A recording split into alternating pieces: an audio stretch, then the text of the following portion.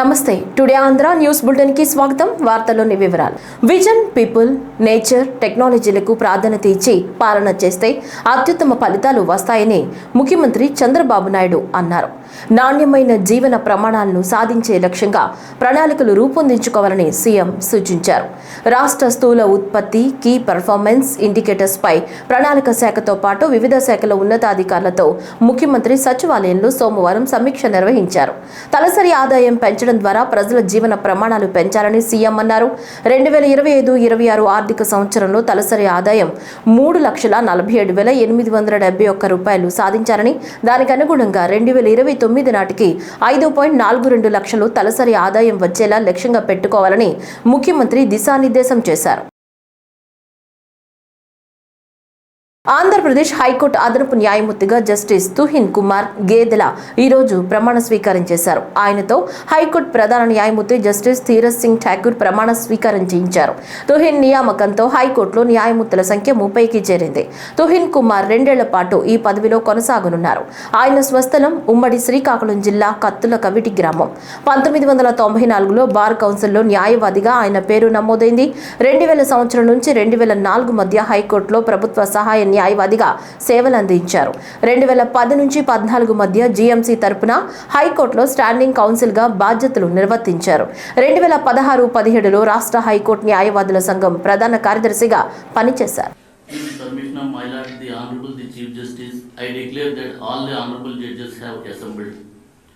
With the permission of my lord, the Honorable the Chief Justice, I read out the notification of appointment of Sri Tuhin Kumar Gedela to be the Additional Judge of High Court of Andhra Pradesh. I, Tuhin Kumar Gedela, having been appointed an Additional Judge of the High Court of Andhra Pradesh, having been appointed as Additional Judge of the High Court of Andhra Pradesh, do swear in the name of God do swear in the name of God that I will bear true faith and allegiance to the Constitution of India as by law established, that I will bear true faith and allegiance to the Constitution of India as by law established, that I will uphold the sovereignty and integrity of India, that I will uphold the sovereignty and the integrity of India, that I will duly and faithfully and to the best of my ability, knowledge and judgment that I will duly and faithfully and to the best of my ability, knowledge and judgment perform the duties of my office without fear or favor, affection or ill will, perform the duties of my office without fear or favor, affection or ill will, and that I will uphold the Constitution and the laws. and that I will uphold the Constitution and the laws.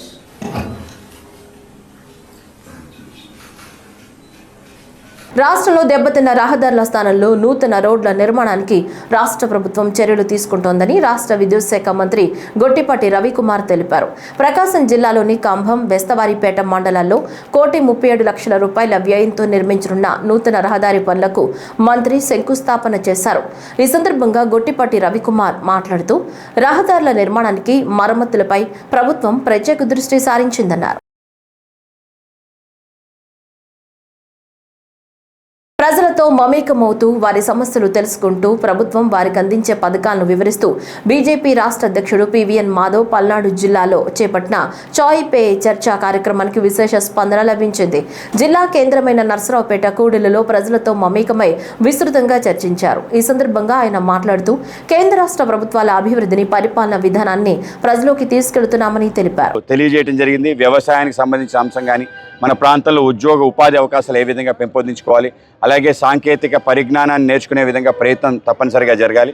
రాష్ట్రంలో అతిపెద్ద వ్యవసాయ క్షేత్రం కలిగిన ఒక చేత్తో BJP జెండా, ఇంకో చేత్తో ఎన్డీఏ ఎజెండా అంటే కూటమి ఎజెండాతో ముందుకెళ్లాలని చెప్పి ఆ విధంగా కేంద్ర రాష్ట్ర ప్రభుత్వాలు ఈ రాష్ట్రానికి చేస్తున్న ఏవైతే మేలుందో దాన్ని ప్రజల్లో తీసుకెళ్లే కార్యక్రమం కూడా మేము చేస్తున్నాం. 11 వసంతాల నరేంద్ర మోడీ గారి పరిపాలన 4.1 మన రాష్ట్ర ప్రభుత్వం చేసే తొలి అడుగు, 2 కలిపి రాష్ట్రంలో ప్రతి గడపకి తీసుకెళ్లే పెద్ద ప్రయత్నం ఇప్పుడు జరుగుతుంది. ఆ విధంగా ఈ సందర్భంలో నా 2వ విడత మొదటి జిల్లా నర్సారావుపేట రావటం నిజంగానే చాలా సంతోషం. తప్పనిసరిగా కార్యకర్తలతో మమేకమై అందరికీ భుజం తట్టి ప్రోత్సహించే విధంగా నా ప్రయత్నం చేస్తాను. రాష్ట్ర సమాచార పౌర సంబంధాల శాఖ మంత్రి కొలుసు పార్థసారథి ఈ రోజు కుటుంబ సమేతంగా తిరుమల శ్రీవారిని దర్శించుకున్నారు. స్వామివారి దర్శనానంతరం ఆలయం వెలుపల మంత్రి మీడియాతో మాట్లాడుతూ తిరుపతి జిల్లాల్లో రిజర్వాయర్లని జలకలను సంతరించుకున్నాయన్నారు. రాష్ట్ర యువతకు పెద్ద ఎత్తున ఉద్యోగ అవకాశాలు కల్పించేందుకు ప్రభుత్వం కృషి చేస్తోందన్నారు. రాష్ట్రంలోని రిజర్వాయర్లన్నీ కూడా కలకలాడుతూ ఉన్నాయి. మరి భగవంతుడి ఆశీర్వాదంతో వర్షపాతం కూడా చక్కగా ఉండి రైతులందరూ కూడా వ్యవసాయం పాడి పంటలు బాగుండాలని చెప్పేసి మనసారా భగవంతుని ప్రార్థించాను. అదేవిధంగా ప్రీతం ముఖ్యమంత్రి చంద్రబాబు నాయుడు గారి ఆలోచనలు ఏదైతే ఉన్నాయో విజన్ 47 కానివ్వండి, స్వర్ణాంధ్ర కానివ్వండి, లేదా రాష్ట్రంలో ఆయన రాష్ట్ర అభివృద్ధి కోసం, రాష్ట్రంలో యువత కోసం ఏదైతే ఆయన కష్టపడతా ఉన్నాడో వాటన్నిటికి కూడా మంచి ఫలితాలు ఇవ్వాలని చెప్పేసి భగవంతుని కోరుకున్నాను. అదేవిధంగా రాష్ట్రంలో ఎక్కడ కూడా విద్వేషాలు ప్రజ్వరిల్లకుండా ఎవరు దాన్ని విద్వేషాలు రగిల్చాలని చెప్పేసి ప్రయత్నం చేసినా కూడా అటువంటి ప్రయత్నాలన్నింటినీ కూడా భగవంతుడు అనగదొక్కాయాలని చెప్పేసి ప్రజలందరూ కూడా మంచి శాంతియుత వాతావరణంలో వారి వారి కుటుంబాలు చల్లగా ఉండాలని చెప్పేసి భగవంతుని ప్రార్థించాను. తిరుమలలో ఏదో జరిగిపోతుందని భూమన కరుణాకర్ రెడ్డి అసత్య ప్రచారాలు చేస్తున్నారని టీటీడీ బోర్డు సభ్యుడు భానుప్రకాష్ రెడ్డి అన్నారు. భక్తుల భద్రత కోసమే మఠాలకు నోటీసులు ఇచ్చినట్లు చెప్పారు. ఉగ్రదాడులు జరిగే అవకాశం ఉందని నిఘా వర్గాల హెచ్చరికలున్నట్లు తెలిపారు. 3 అంచెల భద్రతలో భాగంగా ఆలయం భక్తులకు టీటీడీ భద్రత కల్పిస్తోందన్నారు. స్వామివారికి నిత్యం కైంకర్యాలు చేస్తున్న మఠాలు, పీఠాధిపతులంటే నాకు చాలా గౌరవం. మఠాల్లోనూ భక్తుల ఆధార్ వివరాలు తీసుకుని వసతులు కల్పించాలని నోటీసులు ఇచ్చాం. వివరాలు తీసుకోవాలంటే హిందూ ధర్మం మఠాలపై దాడి అని మాట్లాడతారా? తిరుమలను రాజకీయ పునరావాస కేంద్రంగా మార్చింది వైకాపా అని భానుప్రకాష్ రెడ్డి విమర్శించారు. తిరుమల ఆలయం ఇప్పటికే తీవ్రవాదుల నుంచి ప్రమాదం ఉందని చెప్పి కేంద్ర ఇంటెలిజెన్స్ వర్గాలు పలుమార్లు తెలియజేయడం జరిగింది. అందులో భాగంగా 2 అంచెల భద్రత, 3 అంచెల భద్రత కల్పిస్తూ ఆలయంతో పాటు ఇక్కడ వస్తున్నటువంటి భక్తుల భద్రత కూడా బాధ్యత టీటీడీ మీద, పోలీస్ మీద, ప్రభుత్వం మీద ఉంటుంది. అలాంటి సందర్భంలో స్వామివారిని టీటీడీ వ్యవస్థ లేక మునుపు నుంచి శ్రీవారి కైంకర్యాలన్నీ చూస్తున్నటువంటి మఠాలు తిరుమలలో దాదాపు 34 మఠాలు ఉన్నాయి. మఠాధిపతులన్నా పీఠాధిపతులన్నా మాకు చాలా గౌరవం. కానీ నిన్న భూమన కరుణాకర్ రెడ్డి గారు, మాజీ టీటీడీ చైర్మన్, పొంతనలేని మాటలు మాట్లాడుతూ, అబద్ధాలు చెబుతూ, మేము మఠంలో వస్తున్నటువంటి భక్తులకి ఏ విధంగా టీటీడీ గెస్ట్ హౌస్లో, టీటీడీ అలాట్మెంట్లో మనం ఆధార్ కార్డులు తీసుకుంటామో భద్రతా దృష్ట్యా ఆ విధంగా మఠంలో వస్తున్నటువంటి భక్తులకు కూడా ఆధార్ కార్డులు తీసుకొని వారి వివరాలు తీసుకోవాలని చెప్పి, అలాగే సీసీ కెమెరా మఠం ముందు ఎవరు వస్తున్నారో ఎవరు వెళ్తున్నారో సీసీ కెమెరా ఒకటి ఇన్స్టాల్ చేసుకుంటే మంచిదని, అలాగే 2-3 మార్గాలు కాకుండా ఏదో ఒక దారిలోనే వచ్చి వెళ్ళేది వ్యవస్థ చేసుకుంటే బాగుంటుందని చెప్పి నిన్న వారికి మఠంలో ఉన్న నిర్వాహకులకి మేము ఒక సూచన ఇవ్వడం జరిగింది. ఇది సూచన, నోటీసు. దాన్ని ఈయనేదో హిందూ మతం మీద దాడి, మఠాల మీద దాడి అని చెప్పి వారు మాట్లాడడాన్ని నేను తీవ్రంగా ఖండిస్తున్నాను. మీరున్నప్పుడు 2019 నుంచి 2024 వరకు తిరుమలని ధార్మిక క్షేత్రాన్ని ధనార్జన క్షేత్రంగా చేసింది మీరు, ధార్మిక క్షేత్రాన్ని రాజకీయ పునరావాస కేంద్రంగా చేసింది మీరే ఈరోజు మఠాల గురించి, హిందూ ధర్మం గురించి మాట్లాడేది. మీరు మాట్లాడుతుంటే దెయ్యాలు వేదాలు వల్ల ఇచ్చినట్టుంది. ఇది తిరుమల రాజకీయాలు ప్రస్తావించకూడదు కాబట్టి నేను వారిని కరుణాకర్ రెడ్డి గారికి చెప్తున్నా, ఏదో ఒక అంశంలో వారు ఏమీ లేకపోయినప్పటికీ ఏదో ఇక్కడ జరిగిపోతుందని చెప్పి ఒక అసత్య అబద్ధపు ప్రచారాన్ని తీసుకుని వస్తున్నారు. అసలు ఆలయానికే భద్రత ఉంది కరుణాకర్ రెడ్డి గారు. మీరు ఒకసారి చూడండి, ఆలయం పైన ఒకసారి చూడండి, మొత్తం లోపల గాని పైన గాని ముందర గాని మహద్వారం దగ్గర గాని ఆలయానికి భద్రత ఇస్తున్నాం. ఈ నెల 19, 20 తేదీలలో తణుకులో జరగనున్న సిపిఐ 27వ జిల్లా మహాసభలు విజయవంతం చేయాలని సిపిఐ పశ్చిమ గోదావరి జిల్లా కార్యదర్శి కోనాల భీమారావు పిలుపునిచ్చారు. సోమవారం తణుకు వంక సత్యనారాయణ సురాజ్య భవన్లో పార్టీ మహాసభల ప్రజా ప్రదర్శన, బహిరంగ సభల కరపత్రాలను సోమవారం ఆవిష్కరించారు. ఈ సందర్భంగా భీమారావు మాట్లాడుతూ, మహాసభల సందర్భంగా ఈ నెల 19న తణుకు పట్టణంలో జరగనున్న ప్రజా ప్రదర్శన బహిరంగ సభలకు సిపిఐ ప్రజా సంఘాల శ్రేణులు అధిక సంఖ్యలో హాజరై విజయవంతం చేయాలని కోరారు.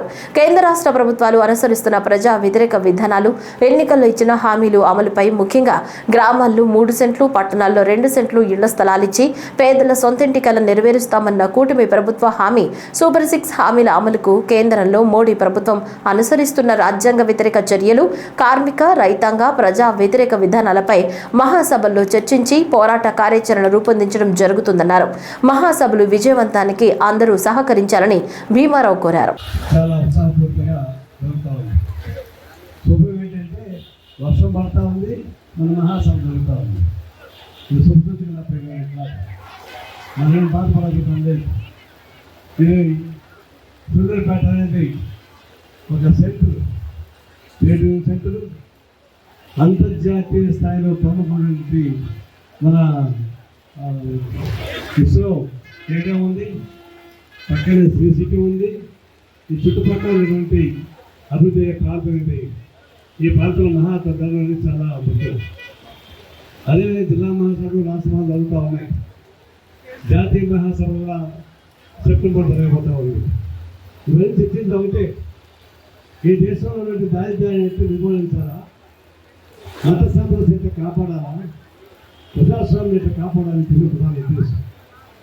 మోడీ అధికారంలోకి వచ్చి అనుకోండి, ఈ భారతదేశంలో మతాలని విభజించి అటు మత వ్యవస్థని లౌకిక వ్యవస్థను ధ్వంసం చేస్తూ ఉన్నాడు, పార్లమెంట్ ప్రజాస్వామ్యం ధ్వంసం చేస్తూ ఉన్నాడు, ఎన్నికల కమిషన్ ఈ పనులు చేయిస్తే చేస్తూ ఉంది.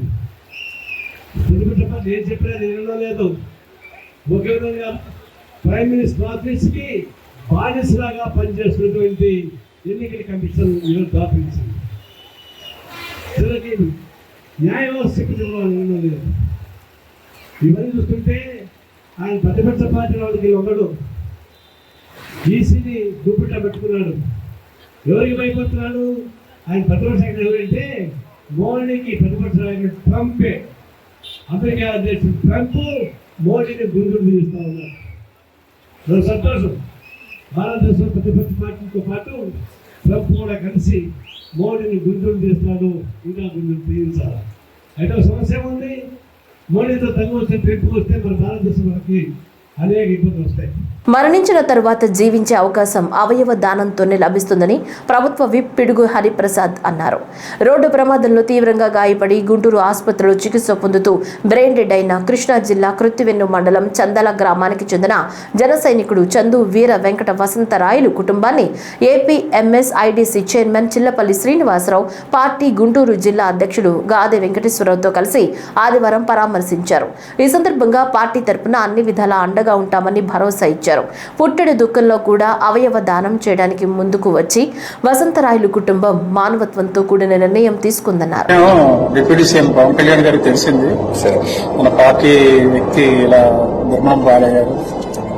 నీకు కూడా మెంబర్షిప్ ఉందంటే వెళ్ళండి, ఒకసారి ధైర్యం చెప్పండి, మన తరఫున అన్ని విధాలుగా కుటుంబానికి అండగా ఉంటామని చెప్పండి అని చెప్పారు.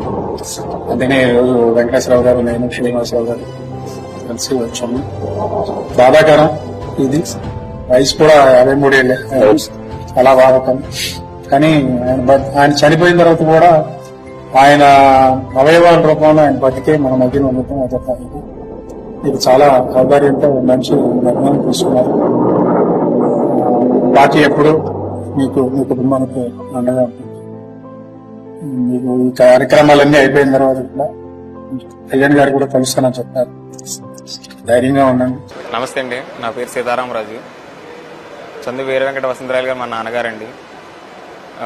గుడికి వెళ్తూ ప్రమాదవశాత్తు యాక్సిడెంట్ జరగడం వల్ల బ్రెయిన్ డెడ్ అయింది. అవయవదానం చేయాలి, నాన్నగారు ఎక్కడితో అంతం కాకూడదు, నలుగురిలో బ్రతిగా ఉండాలి, ఈ రోజుతో అయిపోయారు అన్నది అది కాదు, నిజం కాదు.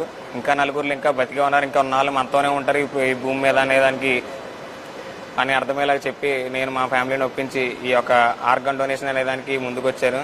అలాగే మా నాన్నగారు జనసేన కార్యకర్త అండి. ఎప్పుడు కళ్యాణ్ గారి గురించి చెప్తూ ఉండేవారు, కళ్యాణ్ గారు చేసే మంచి పనుల గురించి చెప్తూ ఉండేవారు. ఆయన యొక్క మాటలు బట్టి కళ్యాణ్ గారి విధానాలు ఎప్పుడు నాకు ఎక్స్ప్లెయిన్ చేస్తూ ఉండేవాళ్ళు. మంచిగా చేయాలి, అది చేయాలి, ఇది చేయాలని. ఆయన ఆదర్శంగానేమో, ఆయన నేర్పు నడవడికేమో, ఏదైనా కానీ ఆయన చేసిన మంచిగా కానీ ఏదన్నా కానీ నన్ను ఈరోజు నలుగురిని, మా నాన్నగారు లేకపోయినా మా నాన్నగారు నలుగురిలో చూసుకునే విధంగా నన్ను ఈ విధంగా మార్చినందుకు ప్రౌడ్గా ఫీల్ అవుతున్నాను.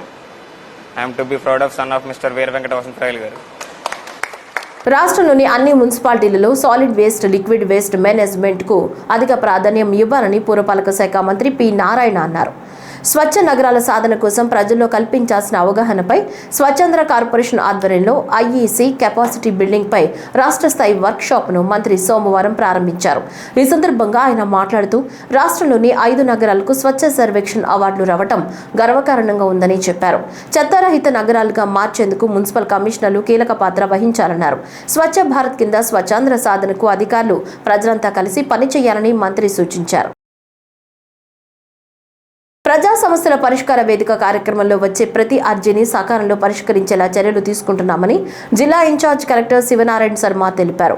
సోమవారం అనంతపురం కలెక్టర్ కార్యాలయంలో నిర్వహించిన ప్రజా సమస్యల పరిష్కార వేదిక కార్యక్రమంలో ఆయన పాల్గొని అర్జీలను స్వీకరించారు. ఈ సందర్భంగా ఆయన మాట్లాడుతూ అర్జీదారుల నుంచి స్వీకరించిన అర్జీలను అధికారులు నిర్దేశించిన గడువు లోపల సకాలంలో పరిష్కరిస్తున్నారని, ఈ రోజు జరిగిన కార్యక్రమంలో 426 అర్జీలు స్వీకరించడం జరిగిందని తెలిపారు. బాపట్ల జిల్లా బల్లికురువ సమీపంలో గ్రానైట్ క్వారీలో నిన్న బండరాళ్లు పడి 6 కార్మికులు మృతి చెందారు. ఈ ఘటనలో తీవ్రంగా గాయపడిన కార్మికులను మెరుగైన వైద్యం కోసం నరసరావుపేట ఆసుపత్రికి తరలించారు. క్షతగాతులను జిల్లా కలెక్టర్ వెంకటమురళి పరామర్శించారు.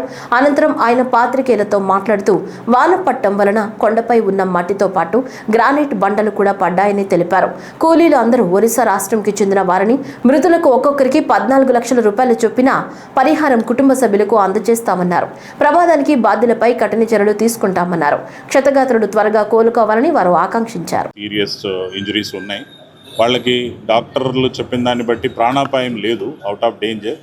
కానీ వాళ్ళు మళ్ళీ పనిలోకి రావాల్సిన పరిస్థితి అంటే చాలా నెలలు పడుతుంది. కాబట్టి వాళ్ళకి చెరొక 10 లక్షల రూపాయలు ఆర్థిక సహాయాన్ని మేము ఒప్పించి ఇప్పిస్తున్నాము. మైనింగ్ యాక్టివిటీ అభివృద్ధి జరిగే క్రమంలో ఏ సమాజంలోనైనా మైనింగ్ జరగాల్సిందే. మైనింగ్ జరగకుండా అభివృద్ధి సాధ్యం కాదు. మైనింగ్ జరిగే క్రమంలో సేఫ్టీ కూడా చాలా ముఖ్యం ఉంటుంది. బట్ ఎన్ని రకాల సేఫ్టీ మెజర్స్ తీసుకున్నా కూడా మైన్స్లో, క్వారీస్లో కొన్నిసార్లు ప్రమాదాలు జరుగుతాయి. మరి ఇక్కడ జరిగినటువంటి ప్రమాదం విషయంలో మనం డీప్గా ఇప్పటికే నేను ఎస్పీతో మాట్లాడాను, డిఎస్పీతో మాట్లాడాను, మైనింగ్ డిఎంజిఓతో కూడా మాట్లాడాను. ఇవన్నీ మాట్లాడినప్పుడు మా వాళ్ళు ఫీల్డ్ లెవెల్లో ఎంక్వైరీ చేసినప్పుడు అక్కడ బ్లాస్టింగ్ అనేది జరగలేదు. కంట్రోల్ బ్లాస్టింగ్ కూడా ఇటీవల ఏం చేయలేదు. వర్షపు నీళ్ళకి ఏదైతే అవి ఆ మట్టిని కరిగించి ఆ ఫాల్టీ రాక్స్ ఏవైతే ఉన్నాయో అక్కడ స్లిడ్ అయిపోవడం వల్ల ప్రమాదవశాత్తు జరిగింది. ఇప్పటికే మీకు కూడా అందరికీ విజువల్స్ వచ్చాయి, సోషల్ మీడియాలో మీరు చూడొచ్చు. అక్కడెక్కడ బ్లాస్టింగ్ ఛాయలు కానీ లేవు. ఇది పూర్తిగా ప్రమాదంగా జరిగిందని చెప్పి నేను భావిస్తున్నాను. ఆంధ్రప్రదేశ్లో మరో 3 రోజుల పాటు ఓ మోస్తరు నుంచి భారీ వర్షాలు కురిసే అవకాశం ఉందని విపత్తు నిర్వహణ సంస్థ తెలిపింది. ఉత్తర తమిళనాడుకు నైరుతి దిశగా ఉపరితల ఆవర్తనం కొనసాగుతుందని విపత్తుల నిర్వహణ సంస్థ మేనేజింగ్ డైరెక్టర్ ప్రఖర్ జైన్ తెలిపారు. దీని ప్రభావంతో 3 రోజులు పల్నాడుతో పాటు రాయలసీమ జిల్లాలో అక్కడక్కడ ఓ మోస్తరు నుంచి భారీ వర్షాలు కురిసే అవకాశం ఉందని ఆయన అన్నారు. వర్షాలతో పాటు పిడుగులు పడే అవకాశం ఉన్నందున ప్రజలు అప్రమత్తంగా ఉండాలని సూచించారు. ఈ వార్తలు ఇంతటితో సమాప్తం. నమస్కారం.